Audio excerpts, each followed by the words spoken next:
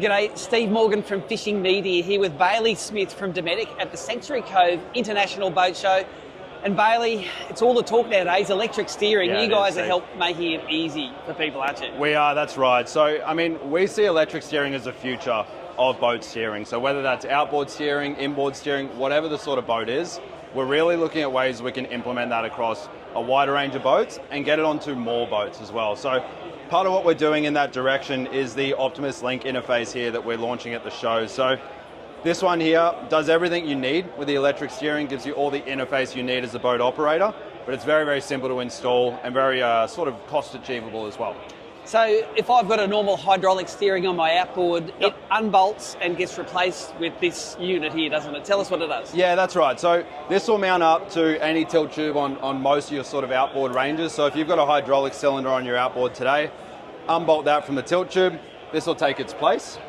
Once that's mounted up on the outboard, we've got a few cables coming out that you can see here. So we've got the power, so we've got positive and negative for power, and we've got a few CAN networks as well.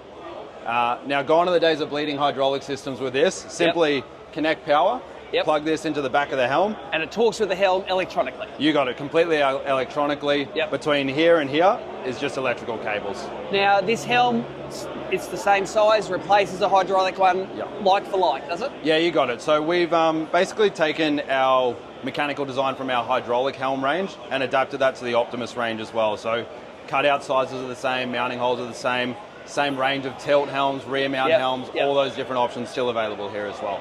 Now, customization of the system, that's what's good about digital stuff, isn't it? Absolutely. So tell us what it does. Yeah, for sure. So with the electric steering, that allows customization and integration with other systems on the boat. So on the customization side of things, we sort of find that some guys want their boat super responsive, or they want to get from hard over to hard over really quickly at low speed, but at high speed, you're sort of taking a compromise. So that's not the case with this.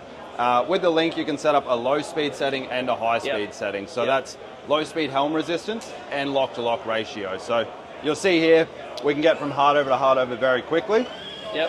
As we increase the speed of the boat, it slows right down. You're not going to bump the wheel and throw someone out of the boat, but when you are coming to put the boat on the trailer or come up to a dock, you can really handle the boat quite easily. And it does all of that automatically. That's right, yeah. So as long as we've got a speed source plugged into one of our CAN networks, whether that's RPM or speed over ground, we can take that source and just set it up through the Optimus Link here.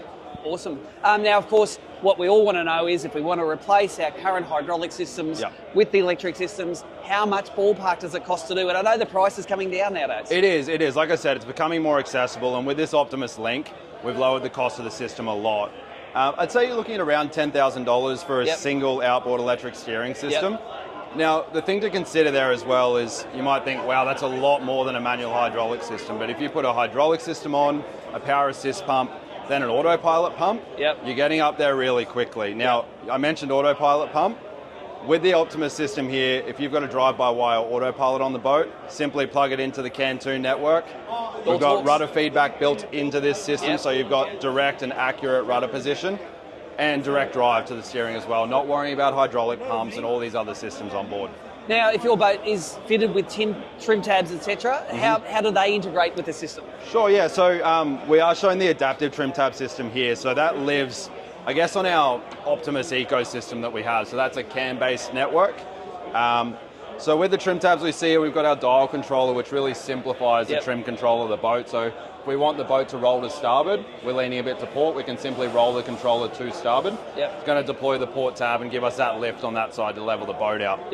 The cool thing with this as well is we take that same speed signal. So if I pull the boat back, engage what we call whole shot mode here. You'll see that goes yellow.